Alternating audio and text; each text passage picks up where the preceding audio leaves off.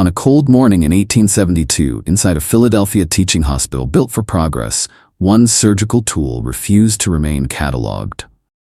The steel device sat on a felt-lined tray in the amphitheater, precision-engineered, hand-polished, commissioned by a physician whose reputation demanded innovation. Every measurement had been recorded, every surface cleaned, every witness present. But that part never added up, because when the procedure ended and the observers filed out, the tool that had performed flawlessly, that had done exactly what its designer promised, was quietly wrapped in linen and removed from the registry. No second use, no public demonstration, no follow-up report submitted to the medical journals that had eagerly awaited results. Before we go further, comment the time and place you're watching from. The physicians of 1872 never sensed when their own certainty began to fracture. This was the first rupture in an explanation that would never fully hold. The device had worked. The patient survived. The surgery succeeded by every observable measure. Yet within 48 hours, the tool disappeared from the hospital's inventory as though it had never existed. The only evidence of its brief use came from a single entry in the amphitheater logbook, an entry later crossed out with such force the pen tore through the page. What remained was not absence, but erasure. An erasure, in institutions built on precision, always carries intent. The surgical theater occupied the third floor of Pennsylvania Hospital's newer wing, where winter light entered through tall windows facing south. The room smelled of carbolic acid, wood polish, and the faint metallic residue of instruments boiled in copper drums. Tiered benches rose in a semicircle around the operating table, arranged so no observer missed the angle of incision or the movement of hands. On the morning of November 14, 1872, 23 physicians took their seats. 14 were affiliated with the hospital. 6 traveled from other cities specifically for this demonstration. 3 were professors from the University of Pennsylvania Medical School, men whose endorsement could elevate or destroy a surgical innovation overnight. The patient was already unconscious when they entered. A woman, 41 years old, suffering from a condition the medical literature of that era described with clinical detachment, but treated with increasing desperation. Her name does not appear in the official records. Only her initials, ML, written in pencil on a card affixed to the table's edge. The surgeon scheduled to perform the operation was Dr. Silas Godfrey Marsh, a man whose techniques had earned both admiration and unease among his contemporaries.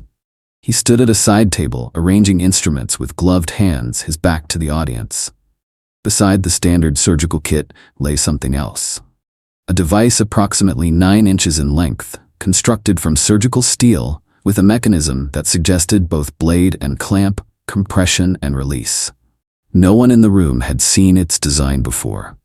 Yet by the end of that hour, no one would see it again. The tool had no official designation. Dr. Marsh referred to it only as the instrument throughout the procedure, never offering a formal name.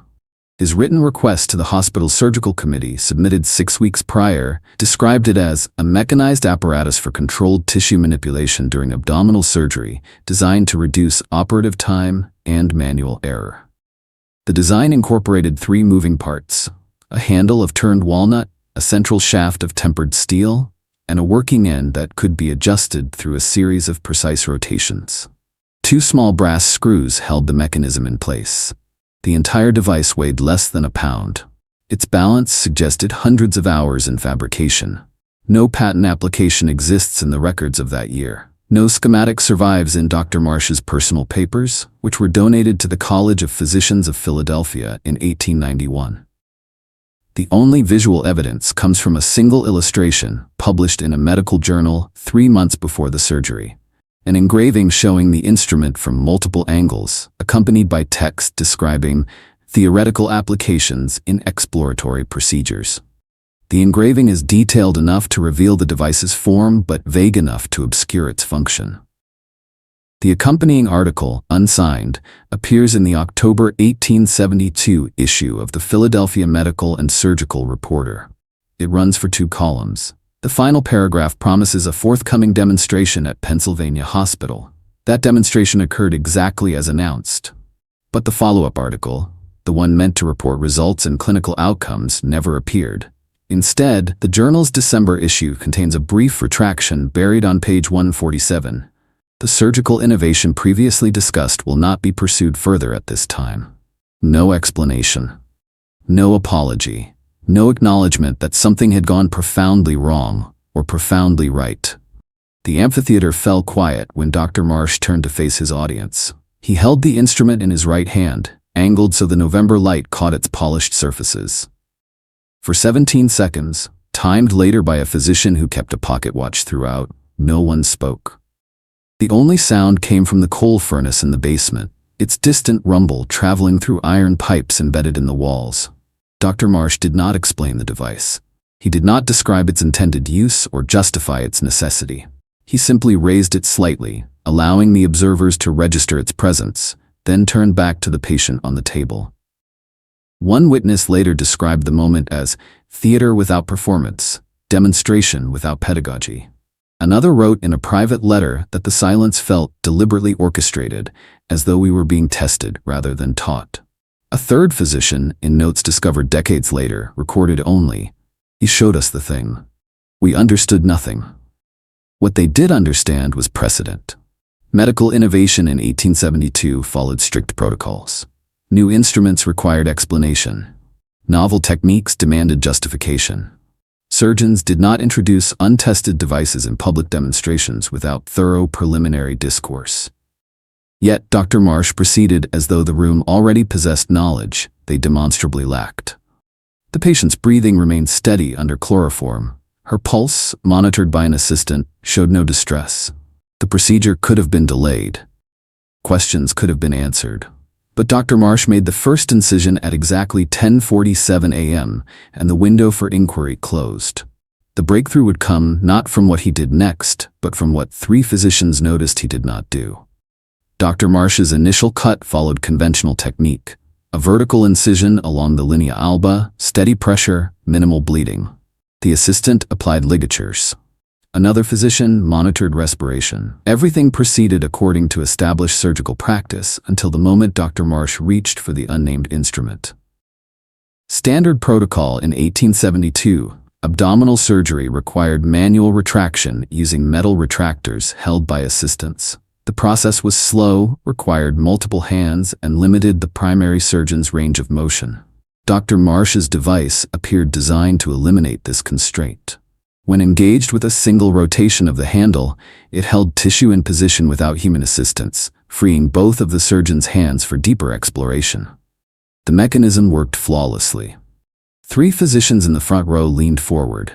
2 others made notes. One professor from the medical school whispered something to his colleague, but the words did not carry.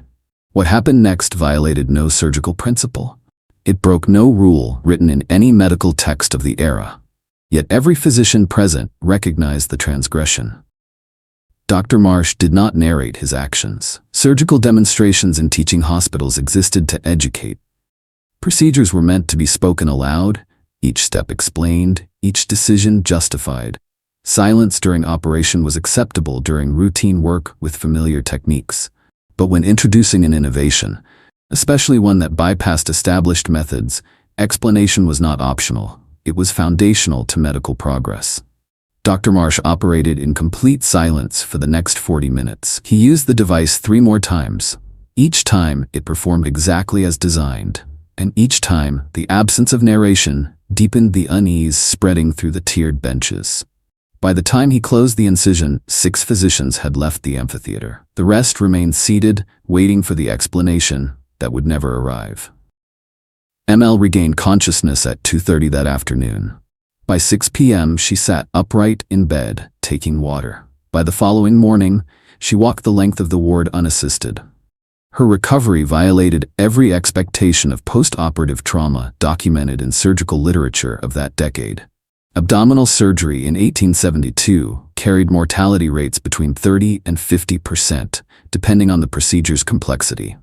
Survivors faced weeks of bedridden recovery, infection risk, and debilitating pain. The standard course involved heavy sedation with morphine, bed rest enforced for a minimum of 14 days, and gradual reintroduction of solid food over a month. ML ate a full meal within 36 hours, she reported minimal pain. Her surgical site showed no signs of inflammation, no seepage, no delayed bleeding. The attending nurses documented her condition with language that bordered on disbelief. One entry reads, "Patient insists on walking, exhibits no distress, appears unaware that extensive surgery occurred." Dr. Marsh visited her twice daily, but said nothing to the hospital staff about the procedure's outcome. He examined the incision, made brief notes in a leather journal he kept in his coat pocket, and departed without comment. When the head nurse asked directly about ML's unusual recovery, he responded only, "The body heals according to its own schedule." But the body did not heal according to any schedule recognized by medical science in 1872. ML's recovery was not simply faster, it was fundamentally different. The surgical trauma appeared to have bypassed the inflammatory response entirely, as though the tissue had been manipulated at a level that circumvented the body's normal defensive mechanisms. 3 physicians who had attended the demonstration requested permission to examine ML. All 3 were denied access. The official explanation cited patient privacy. The unofficial reason would surface only when a letter between 2 of those physicians was discovered in an estate sale in 1924. The correspondence, dated November 22, 1872, passed between Dr. Edmund Cartwright of Boston and Dr. Jonas Fenstermacher of Baltimore. Both had attended the surgical demonstration 8 days prior. Both had left the amphitheater without speaking to Dr. Marsh. The letter, written in Cartwright's hand on Massachusetts General Hospital stationery, contained 37 lines of text, 23 in plain English, 14 in a substitution cipher common among physicians of that era who discussed controversial cases. The decoded sections revealed 3 critical observations. First, that Dr. Marsh's instrument had not simply retracted tissue, but appeared to suspend biological response during manipulation. Cartwright wrote, "The flesh behaved as though removed from the body's awareness, compliant without resistance, inert without death." Second, that ML's rapid recovery suggested the surgical trauma had been rendered invisible to the vital mechanisms that govern healing and inflammation. Fenstermacher's reply, dated December 1st, confirmed he had observed the same phenomenon and added, "Either we witnessed a technique that supersedes current understanding of tissue response, or we witnessed something medicine is not prepared to acknowledge." Third, and most troubling, both physicians agreed that Dr. Marsh had deliberately withheld explanation, not because the device was incomplete, but because its implications exceeded the boundaries of acceptable surgical philosophy. The final encoded line read, "He has achieved what should not be achieved with steel alone." Neither physician pursued the matter publicly. Cartwright never mentioned the demonstration in his published work. Fenstermacher's surgical journals, preserved by his family, contain no reference to the November 1872 visit to Philadelphia.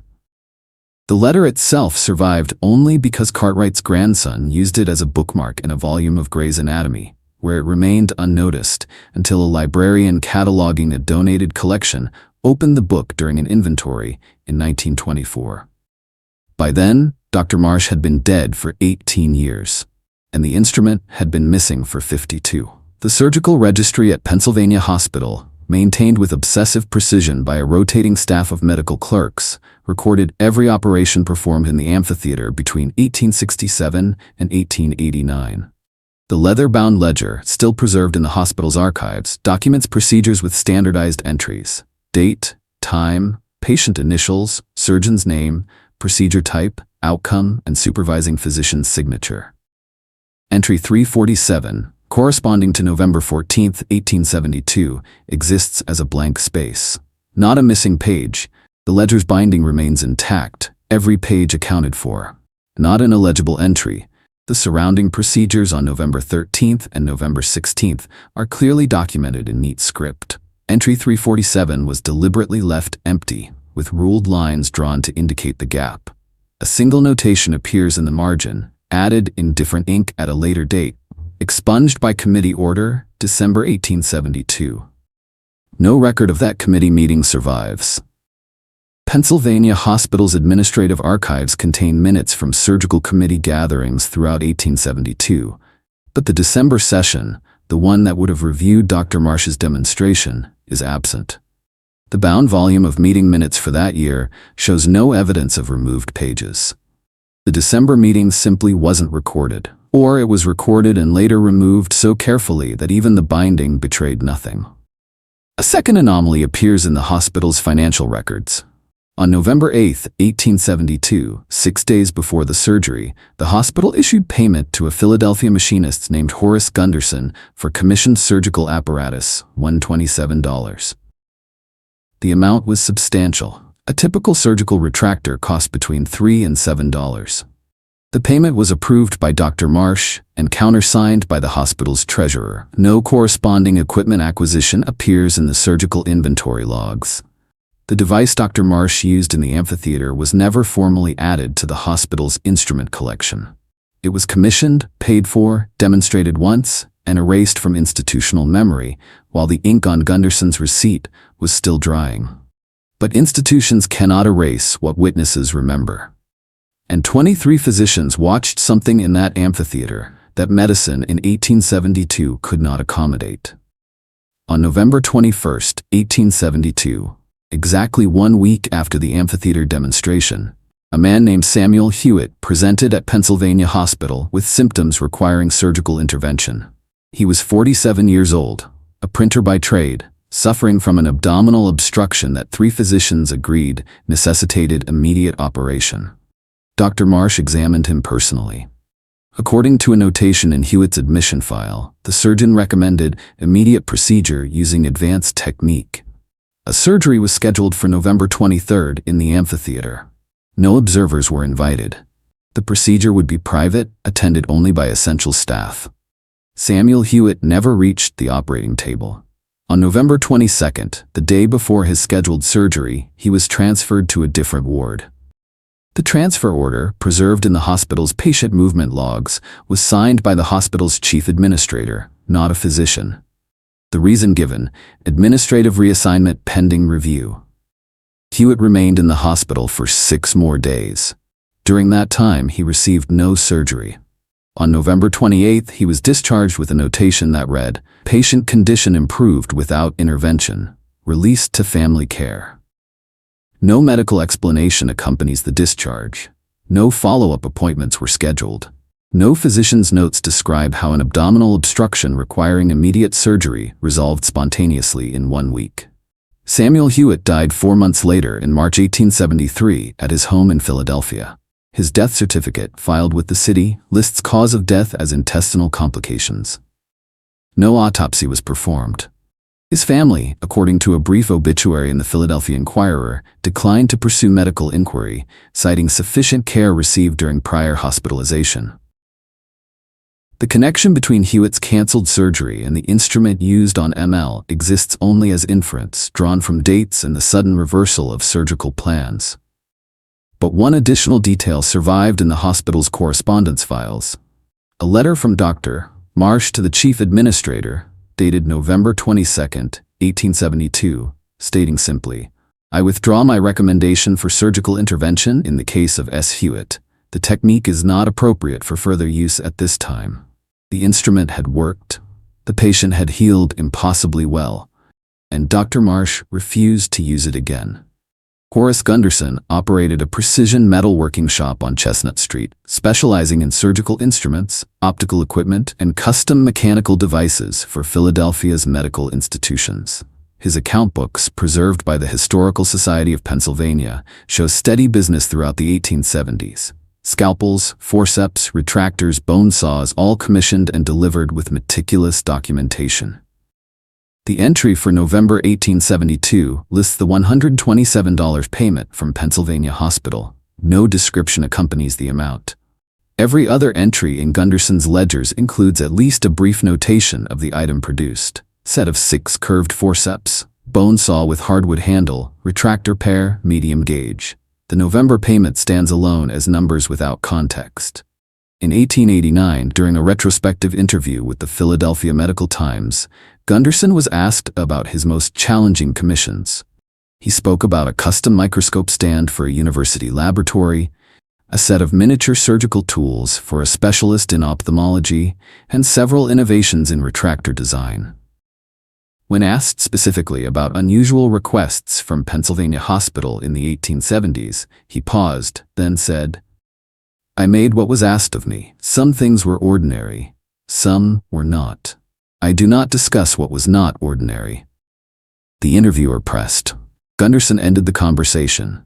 His shop continued operating until 1891, when he sold the business to a former apprentice and moved to Wilmington, Delaware. He died in 1903, leaving behind 3 daughters, an estate valued at $4,200, and no personal papers. His tools and equipment were auctioned. His account books were donated to the Historical Society by his youngest daughter in 1921, with a note stating, "Father kept precise records, but rarely spoke of his work. He believed some knowledge should remain within the hands that shaped it." Among the items auctioned from Gunderson's shop in 1891 was a wooden case containing technical drawings for surgical instruments. The case sold for 75 cents to an unidentified buyer. The auction catalog, preserved in microfilm, lists miscellaneous blueprints and sketches, medical apparatus, approximately 40 sheets. If Dr. Marsh's instrument was documented in those drawings, it traveled into private hands and disappeared from any archive accessible to later inquiry. The only certainty is that Gunderson built something in late 1872 that he never built again, for a surgeon who used it once and then abandoned it with a precision that matched its construction. Medical journals in 1872 operated on predictable schedules. Significant surgical innovations received multi-part coverage, an announcement of forthcoming demonstration, a detailed report of the procedure itself, and follow-up articles tracking patient outcomes over weeks or months. The October 1872 announcement in the Philadelphia Medical and Surgical Reporter followed this protocol exactly, promising readers a comprehensive account of Dr. Marsh's technique. The December issue contained the single-line retraction. But the January 1873 issue revealed something more troubling.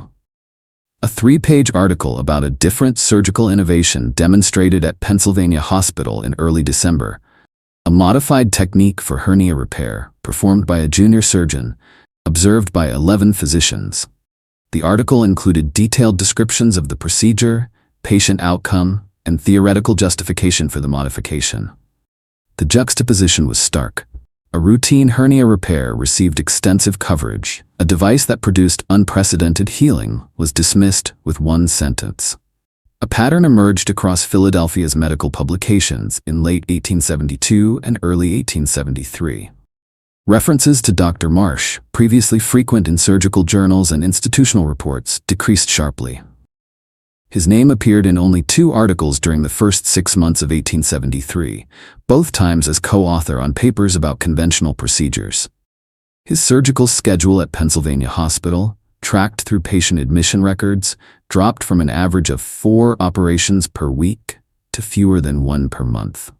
By June 1873, Dr. Marsh had effectively withdrawn from public surgical practice. He continued seeing patients in a private office but performed no more operations in the amphitheater. His final recorded surgery at Pennsylvania Hospital occurred on May 8, 1873, a straightforward appendectomy using entirely standard technique. The medical community's silence around the November 1872 demonstration was not coordinated through any discoverable decree. No formal censure appears in institutional records. No public criticism was published. Instead, the innovation simply vanished from professional discourse as though consensus had formed without conversation. Only one physician broke the silence, and he did so 30 years too late to matter. Dr. Nathaniel Osgood attended the November 1872 demonstration as a young resident physician, 26 years old, newly arrived from Harvard Medical School. He took extensive notes during the procedure, filling 6 pages of a personal notebook with observations about technique, instrument use, and patient response. Those notes survive because Dr. Osgood kept them not as professional documentation, but as evidence of something he believed would eventually require accounting. In 1902, at age 56 and dying from tuberculosis in a Boston sanatorium, Dr. Osgood revisited those notes. He annotated them with commentary written in margins and on the blank reverse sides of pages, creating a layered document that recorded both the initial observation and 3 decades of retrospective understanding. His marginal notes, discovered by his physician's son in 1911 and donated to Harvard Medical Library in 1923, provide the clearest surviving account of what occurred in the amphitheater. More importantly, they explain why the medical community chose suppression over inquiry. Osgood wrote, "We understood within the first 20 minutes that Dr. Marsh had achieved mechanical intervention at a level that bypassed the body's inflammatory defenses. The tissue responded not as living matter under stress, but as though convinced by the instrument that no violation was occurring. This was not skill. This was not technique. This was fundamental alteration of the relationship between steel and flesh." He continued, "The patient's recovery confirmed what we suspected during the procedure. The body healed without recognizing it had been wounded. Medical science in 1872 possessed no framework for this outcome. We could not explain it through existing theory. We could not teach it without undermining the principles that governed our entire profession. Dr. Marsh had not improved surgery. He had exposed surgery as incomplete." The final annotated passage, written in shakier handwriting, reads, "We chose silence because the alternative was chaos. If one instrument could render surgical trauma invisible to the body, then every assumption about healing, pain, recovery, and the limits of intervention collapsed. We were not ready. Perhaps medicine is still not ready. I witnessed something that should not have been possible, and I have carried it as a physician carries knowledge of a cure he cannot administer, not because it fails, but because it succeeds too completely." Dr. Osgood died on February 14, 1902. His annotated notes remained with his son unused and largely unread until the donation.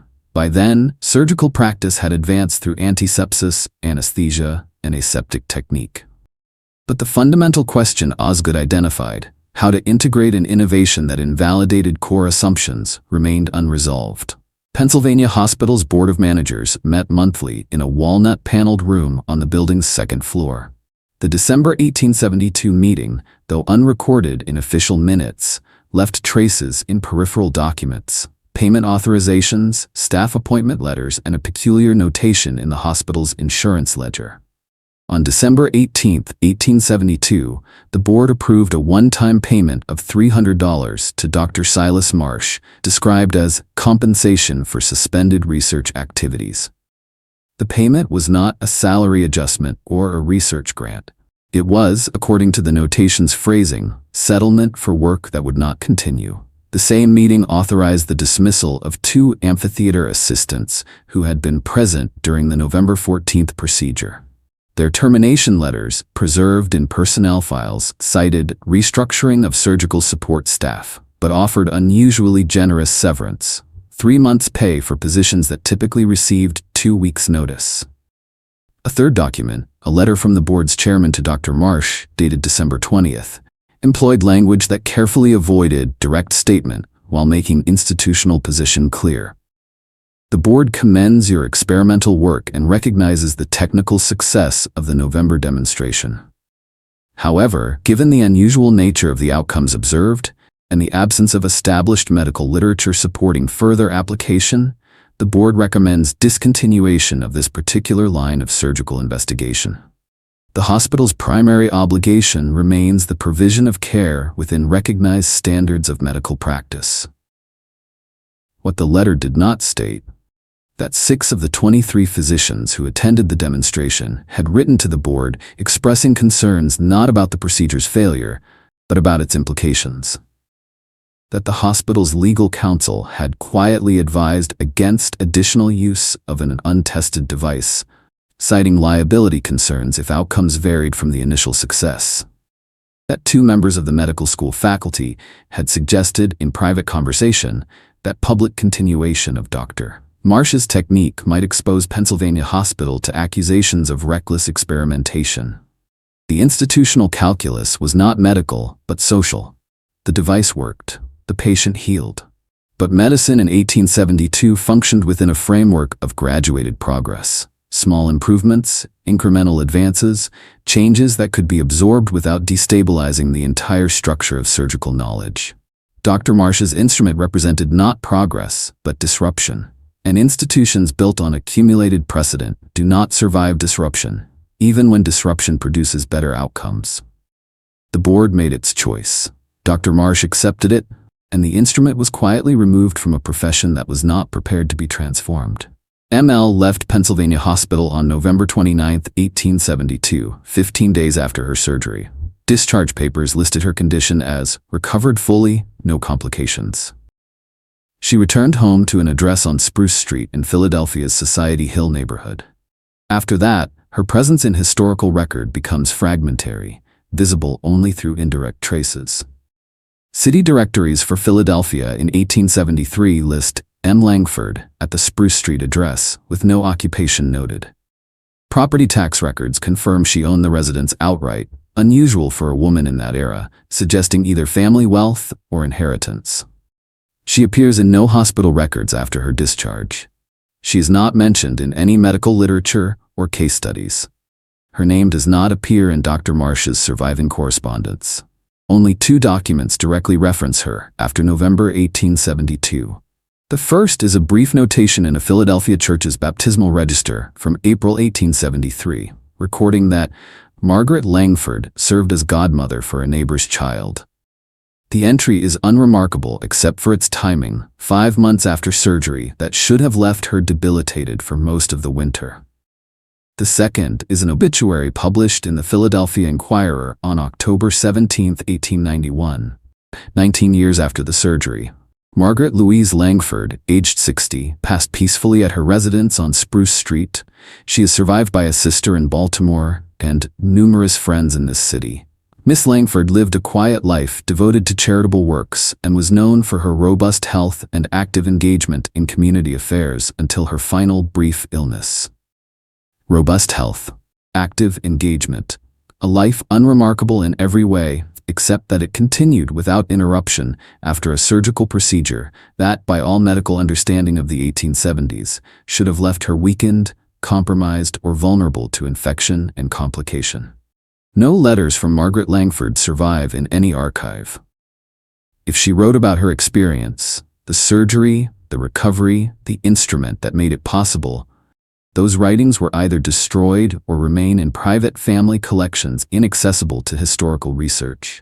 Her silence might have been circumstantial, or it might have been requested. Hospitals in that era sometimes asked patients to maintain discretion about experimental treatments, particularly when outcomes could not be reliably replicated. Whether Margaret Langford chose silence or accepted it as condition of care remains unknowable. What can be known? She lived a full life, died of natural causes at a reasonable age, and carried with her whatever understanding she possessed about the November morning when medicine touched something it immediately chose to abandon. Tracing the physical device after November 14, 1872, requires assembling fragments from multiple sources, inventory logs, private correspondence, and one cryptic reference in an 1874 newspaper that may or may not describe the same object. Pennsylvania Hospital's surgical inventory underwent a complete audit in January 1873. The process, routine for teaching institutions of that era, involved cataloging every instrument, verifying condition, and removing damaged or obsolete equipment. The audit ledger, a thick volume of lined paper bound in green cloth, documents 347 items.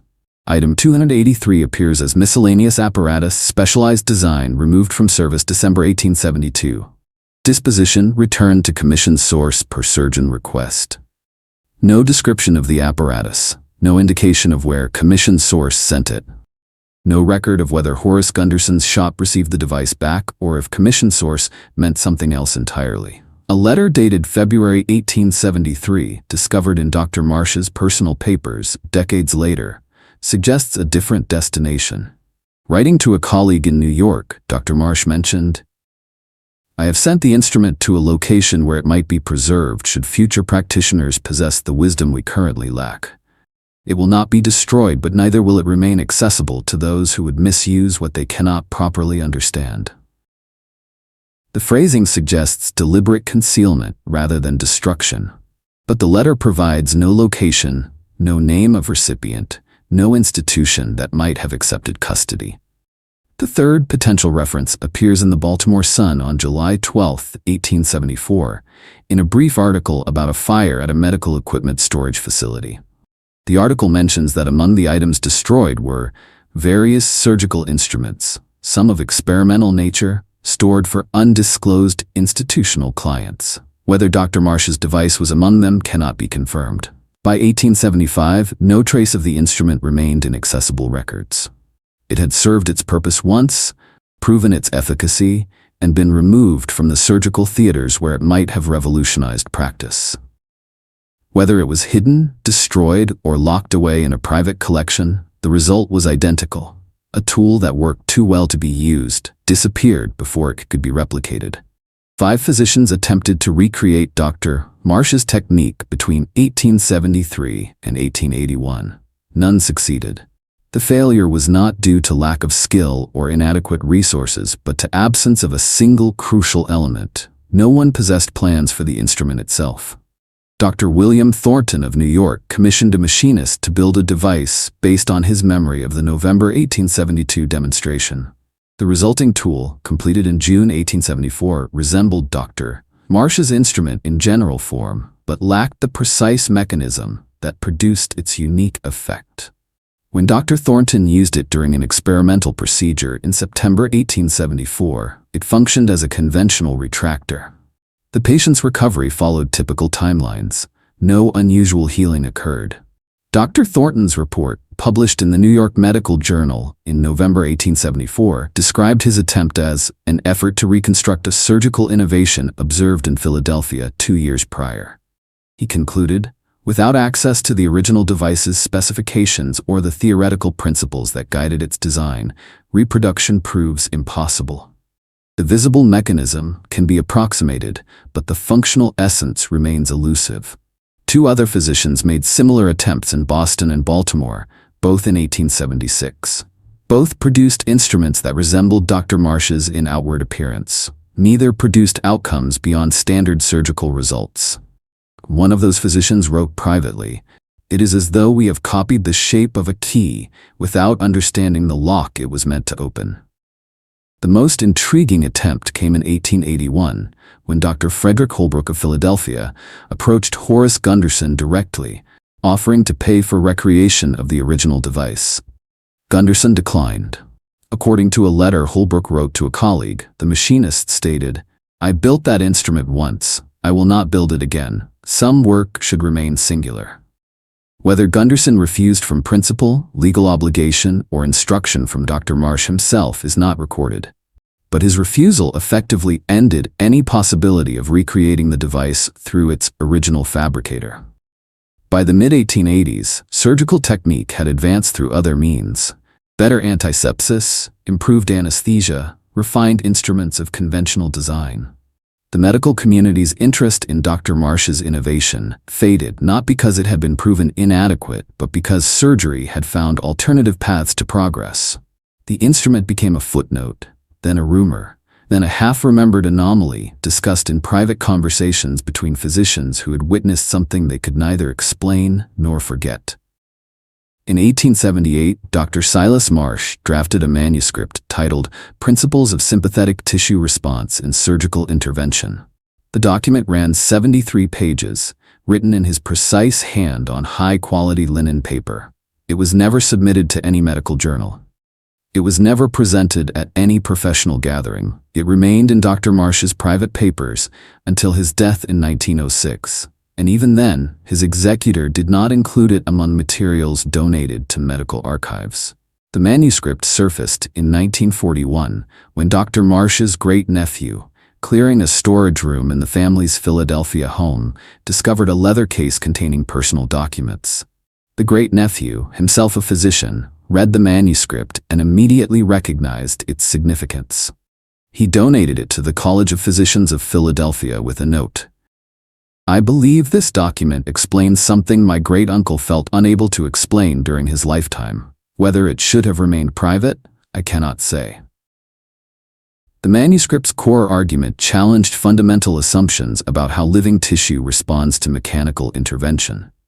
Dr. Marsh proposed that surgical trauma was not merely physical damage requiring physiological repair, but a disruption of what he called tissue awareness, a localized intelligence governing healing, inflammation, and pain response.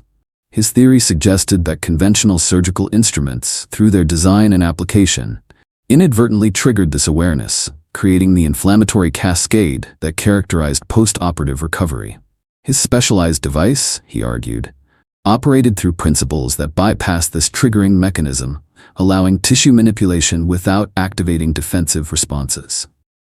He wrote, "The instrument does not improve surgery by being sharper or more precise. It improves surgery by convincing the body that surgery has not occurred. The mechanism achieves this not through any property we would classify as anesthetic or chemical, but through physical interaction at a level that existing surgical philosophy does not acknowledge." The manuscript's most controversial section proposed that if his theory was correct, then all surgical interventions since the advent of modern medicine had been, in his words, unnecessarily traumatic, not because surgeons lack skill, but because instruments lack sophistication in their relationship to living matter. He concluded, "I have demonstrated this principle once. I will not demonstrate it again, not because I doubt its validity, but because medicine must arrive at this understanding through its own development. To impose such a revision prematurely would destabilize the entire profession without providing the theoretical foundation necessary for responsible application." Dr. Marsh submitted his resignation from Pennsylvania Hospital in 1879. He spent his remaining years in private practice, treating patients conservatively, avoiding procedures that would have been routine for a surgeon of his expertise. He died in 1906, having never attempted to resurrect the innovation he had abandoned 34 years earlier. Among the observers in the amphitheater on November 14, 1872, was a young medical student named Tobias Grant. He was 22 years old, in his third year at the University of Pennsylvania Medical School, and had secured permission to attend the demonstration as part of his surgical training. His presence would have been forgettable, one student among many witnesses, except for what he did 3 weeks later. On December 6, 1872, Grant presented a paper at a medical school symposium titled "Novel Approaches in Surgical Tissue Manipulation." The presentation lasted 17 minutes. According to notes taken by another student, Grant described Dr. Marsh's instrument in detail, outlined the procedure he had observed, and argued that the device represented a fundamental advancement in surgical capability that transcends existing practice. He concluded by stating, "The medical establishment has an obligation to investigate this innovation regardless of how profoundly it challenges current understanding." The response was immediate and decisive. Grant was removed from the surgical training program the following day. Official records cite academic irregularities as the reason for dismissal. But a letter from the dean of the medical school to Grant's father, discovered in university archives in 1969, reveals the actual cause. "Your son's presentation demonstrated poor judgment in discussing matters of professional sensitivity without appropriate discretion. While his observations may have been technically accurate, his public advocacy for an approach that the attending physicians deemed inappropriate for further pursuit shows a lack of understanding regarding professional conduct." Grant completed his medical degree through an accelerated general practice curriculum, but was never admitted to surgical training. He established a practice in rural Pennsylvania, where he worked for 34 years treating common ailments, delivering children, and managing chronic conditions. He never published another paper. He never spoke publicly about the November 1872 demonstration again. In 1906, when Dr. Marsh's obituary appeared in Philadelphia newspapers, Grant was asked by a local reporter if he remembered his former instructor. His response, quoted in the Chester County Times, was carefully neutral. Dr. Marsh was a skilled physician who understood that not every advancement serves the profession's immediate needs. Whether that statement reflected resignation, bitterness, or genuine understanding is impossible to determine. But Tobias Grant's career trajectory served as a clear message to other young physicians. Some innovations are not meant to be championed, even when they work. Between 1873 and 1890, surgical practice in American teaching hospitals advanced steadily. Joseph Lister's antiseptic principles became widely adopted. Anesthesia techniques improved. Instrument design grew more refined. Surgical mortality rates declined gradually as infection control and operative technique evolved through incremental innovation. Yet, throughout this period of visible progress, a fundamental question remained unasked in medical literature, professional journals, and institutional discussions. Why had no one pursued the approach Dr. Silas Marsh demonstrated in 1872? The silence was comprehensive. Articles about surgical innovation mentioned new retractor designs, improved scalpel steel, refined suturing techniques, but never referenced an instrument that unprecedented healing in a documented procedure witnessed by 24 physicians. The omission was not accidental. It reflected a collective agreement, never formally articulated, that certain directions of inquiry lay outside acceptable bounds. Medical progress in the late 19th century followed a model of explicable advancement. Each innovation built on previous knowledge, each improvement operated within established theoretical frameworks. Dr. Marsh's device violated this model not by failing, but by succeeding through mechanisms that existing medical science could not explain.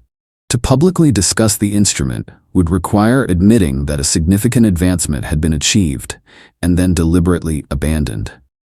It would necessitate explaining why a tool that demonstrably improved surgical outcomes was deemed unsuitable for continued use. It would force the profession to articulate a reason that would inevitably reveal priorities beyond pure medical efficacy, concerns about professional stability, theoretical coherence, or institutional control over the pace of change. The medical community chose instead to let the innovation fade through non-acknowledgement.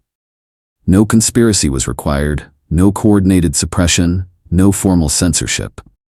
Simply a shared understanding that some questions, once raised, would undermine the foundation of a profession that depended on projecting steady, rational progress. By 1890, most physicians who had witnessed the November 1872 demonstration had either died, retired, or moved their focus to other areas of practice. Younger physicians knew only the conventional history of surgical advancement: antisepsis, anesthesia, aseptic technique. The device that had briefly appeared and then vanished existed, if at all, as a vague rumor passed between older practitioners in private conversations that younger colleagues were not meant to overhear. The question of why medicine abandoned an innovation that worked was never asked publicly, because the answer would have been too destabilizing to articulate. In 1913, an antique medical instrument dealer named Hermann Voss operated a shop on Arch Street in Philadelphia. His clientele included physicians building private collections, medical museums seeking historical pieces, and occasional academic researchers looking for specific artifacts. Voss specialized in 18th and 19th century surgical tools, a niche market that required expertise in authentication, provenance, and the often murky history of medical innovation. In March 1913, according to Voss's business ledger, he acquired a specialized surgical instrument of unusual design, circa 1870s, origin uncertain, from an estate sale in Delaware. The entry notes he paid $12 for the item, a substantial amount for a single tool, suggesting he recognized its potential significance. 6 weeks later, Voss contacted the College of Physicians of Philadelphia, offering the instrument for examination by their Historical Collections Committee. A letter in the college's archives, dated April 18, 1913, describes Voss's inquiry: "I have acquired a surgical device that may be of considerable historical interest. Its design suggests advanced engineering for the period, and preliminary research indicates it may have been associated with Dr. Silas Marsh of Pennsylvania Hospital. I would welcome scholarly assessment of the item." The college's curator visited Voss's shop on April 22nd. According to a brief notation in the curator's diary, he examined an instrument of complex mechanical design, well preserved, function unclear. The curator did not recommend acquisition. His note explains, "While interesting as a curiosity, The device lacks sufficient documentation to merit inclusion in the collection. Provenance is speculative. What the curator did not record, whether he recognized the device from descriptions in medical literature, whether he consulted with surviving physicians who might have witnessed its use, or whether he received guidance from institutional sources about how to handle inquiries regarding this particular innovation. Hermann Voss made no further attempts to place the instrument with academic institutions. His ledger shows he sold it 3 months later, in July 1913, for $35 to a private collector, name withheld per client request. The entry marks the last documented sighting of a device matching Dr. Marsh's instrument. Voss died in 1927. His shop's remaining inventory was liquidated. His business records were preserved by the Historical Society of Pennsylvania, but shed no further light on the instrument's fate. The identity of the 1913 buyer remains unknown. Pennsylvania Hospital celebrated its 175th anniversary in 1926 with a series of lectures, exhibitions, and publications documenting the institution's role in American medical history. The commemorative book, Pennsylvania Hospital: A History of Healing, ran 412 pages and covered major developments in surgical practice, nursing education, psychiatric care, and medical research conducted within the hospital's walls. Silas Marsh receives 2 mentions. The first appears on page 87 in a section about notable surgeons of the 1870s. Dr. Silas Godfrey Marsh, 1839 to 1906, served on the surgical staff from 1868 to 1879, contributing to advances in abdominal surgery technique. The second appears on page 143 in a list of physicians who held senior positions. Marsh Silas G., M.D., Senior Surgeon, 1870 to 1879. No mention of the November 1872 demonstration. No reference to his specialized instrument. No discussion of the technique that produced unprecedented healing in a documented case.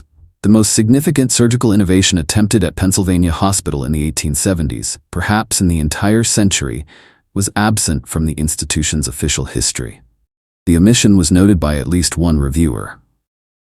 Dr. Margaret Thornhill, writing in the Journal of the History of Medicine in 1927, observed, "The volume provides valuable documentation of Pennsylvania Hospital's contributions to medical progress, though certain episodes from the institution's experimental work remain curiously unaddressed. One hopes future editions might explore why some innovations, even successful ones, were not integrated into standard practice." Thornhill's carefully phrased critique generated no response from the hospital. The book was never revised or expanded. When a second edition appeared in 1951, the sections on Dr. Marsh remained unchanged. Same 2 brief mentions, same absence of detail, same silence regarding the demonstration that 23 physicians witnessed. Institutions possess long memories, but they also possess selective ones. What gets remembered is what supports the narrative of steady, rational progress. What gets omitted is anything that suggests progress might have been deliberately constrained, that advancements were achieved and then abandoned, that decisions were made to maintain stability rather than pursue efficacy. Pennsylvania Hospital's silence in 1926 was not an oversight. It was a continuation of the choice made in December 1872 to treat an uncomfortable innovation as though it had never occurred, to preserve the coherent story of medical advancement, even if that story was incomplete. In 1962, a doctoral candidate in medical history at Johns Hopkins University began researching surgical innovations of the 1870s.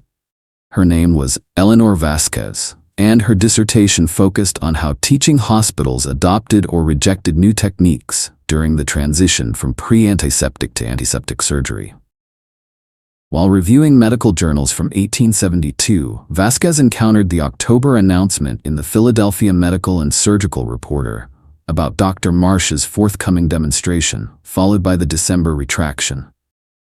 The gap intrigued her. She traveled to Philadelphia to examine Pennsylvania Hospital's archives, expecting to find surgical records, committee minutes, or correspondence that would explain why a publicized demonstration produced no follow-up coverage. Her research notes, preserved in Johns Hopkins' special collections, document her findings. Pennsylvania Hospital archives contain complete surgical records for 1872, except for a gap corresponding to November 14th. Amphitheater logbook shows entry 347 deliberately left blank. Hospital committee minutes for December 1872 are missing from the bound volume, with no indication of removal. Correspondence files contain no material related to the incident. Staff who assisted with archive access were courteous, but notably unhelpful when asked about the November 1872 gap, suggesting this absence has been noted before and remains unexplained, or at least unaddressed. Vasquez expanded her research, contacting descendants of physicians who had attended the demonstration, searching estate papers, and reviewing city records for any peripheral documentation. She discovered Dr. Nathaniel Osgood's annotated notes at Harvard and incorporated them into her dissertation as evidence of an innovation that was technically successful but professionally unacceptable. Her dissertation, completed in 1964, included a chapter titled "The Procedure That Disappeared: Professional Response to Disruptive Innovation in 1870s Surgical Practice." It remains one of the few academic examinations of the November 1872 demonstration, though it is limited by the same documentary gaps that constrained all subsequent research. Vasquez concluded, "The absence of records is itself evidence. Institutions do not accidentally lose documentation of successful surgical innovations. They preserve what confirms their narrative of progress and omit what complicates it." Dr. Marsh's instrument worked, but it worked in a way that destabilized the theoretical foundations of contemporary surgical practice. The medical establishment responded not with inquiry but with erasure, methodical, comprehensive, and nearly complete. Her dissertation received honors. It was never published as a book. Eleanor Vasquez became a professor of medical history, published extensively on other topics, but never returned to the subject of Dr. Marsh's instrument. When asked in a 1989 interview why she had not pursued the topic further, she responded, "Because there was nothing left to find. The absence was total. An absence, however suggestive, does not yield further evidence." Despite institutional silence and documentary gaps, knowledge of Dr. Marsh's instrument persisted in a form that official history could not fully erase. Oral tradition among physicians, passed from mentor to student, shared in private conversations, repeated in moments when surgical practice confronted its own limitations. The story varied in details but maintained core consistency. A surgeon in Philadelphia, sometime in the 1870s, developed an instrument that produced miraculous healing. The device worked perfectly. The patient recovered impossibly fast. Then the surgeon stopped using it, and the tool disappeared. No one knew exactly why, though theories multiplied. The design was too dangerous, the technique couldn't be taught, the medical establishment suppressed it, the inventor destroyed it deliberately. These variations appeared in medical school folklore, in late-night conversations between residents, in the kinds of stories older physicians told younger ones when discussing the gap between what medicine could theoretically achieve and what it actually pursued. The tale persisted because it addressed a fundamental tension in medical practice, the recognition that progress was not always linear, that innovations could be abandoned for reasons unrelated to their efficacy, that professional consensus sometimes valued stability over advancement.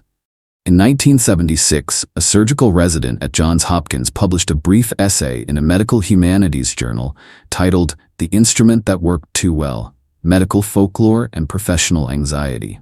The piece examined how the Dr. Marsh story functioned as a cautionary tale about innovation that outpaced professional capacity for integration.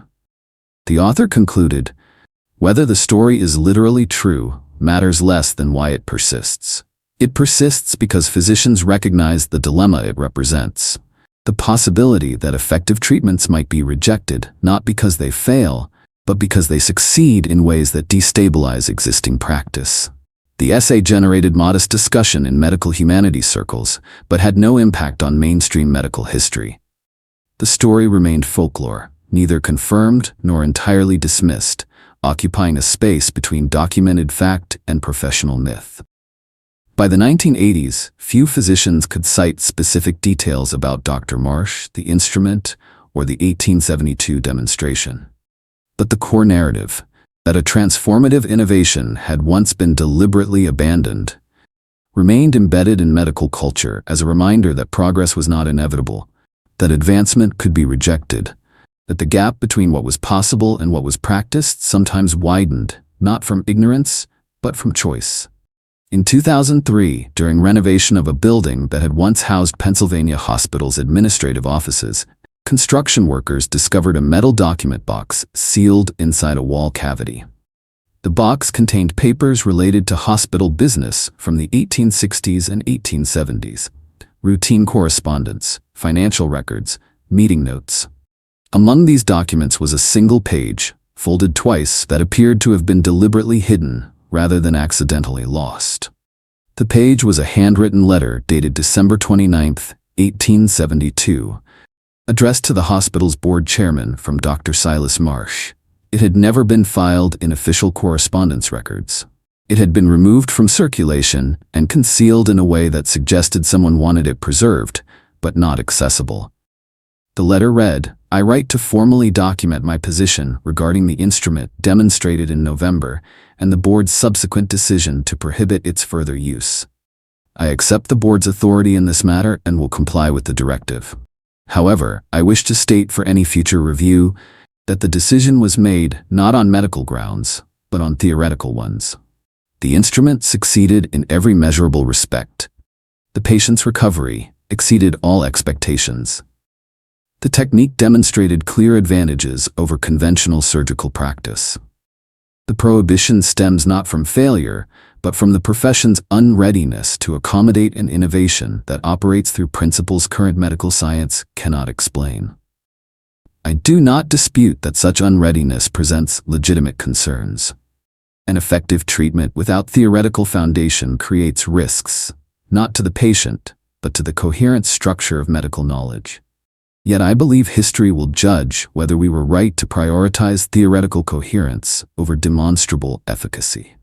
The instrument will not be destroyed. I have placed it where it might one day serve a medical community more capable than ours of accepting advancement that challenges foundational assumptions. Until such time, I accept that it must remain unused." The letter was unsigned, though the handwriting matched Dr. Marsh's authenticated correspondence. It was donated to the College of Physicians of Philadelphia in 2004, where it resides in a collection of recently acquired historical materials. Its discovery changed nothing about the historical record. It confirmed what researchers like Eleanor Vasquez had already concluded through analysis of gaps and silences. But it provided something previous evidence could not. Dr. Marsh's own voice, stating plainly that the instrument had worked, that the decision to abandon it was institutional rather than medical, and that he had preserved it with the expectation that medicine might someday be ready for what it had rejected in 1872. Where he placed it, and whether it remained there, the letter does not reveal. The instrument demonstrated on November 14, 1872, has never been recovered. No photograph exists. No technical drawing survives in public archives. No museum possesses a device matching its description. Whether it was destroyed, lost, or deliberately hidden in a location that remains undiscovered, the result is the same. A tool that demonstrably improved surgical outcomes vanished from medical practice and from material evidence. What remains is absence. Documented gaps in hospital records, missing journal articles, correspondence that references something no longer accessible. These absences form a negative space that reveals the shape of what was removed. The removal itself was methodical, comprehensive, and largely successful. But removal, however thorough, cannot erase the fact that something was there to be removed. The larger question persists: why would a successful innovation be deliberately abandoned? The answer lies not in the device itself, but in what its success implied. If surgical trauma could be rendered invisible to the body through mechanical means, then existing surgical practice was fundamentally incomplete. If one instrument could bypass inflammatory response, then the entire theoretical framework governing surgery required revision. Medicine in 1872 was not prepared for such revision. The profession had spent centuries building a coherent understanding of how surgery worked, what healing required, and what limits practitioners faced. Dr. Marsh's instrument threatened that coherence not by proving it wrong but by revealing it as partial, accurate within certain bounds, but insufficient for what became possible. The choice between pursuing the innovation and maintaining theoretical stability was not irrational.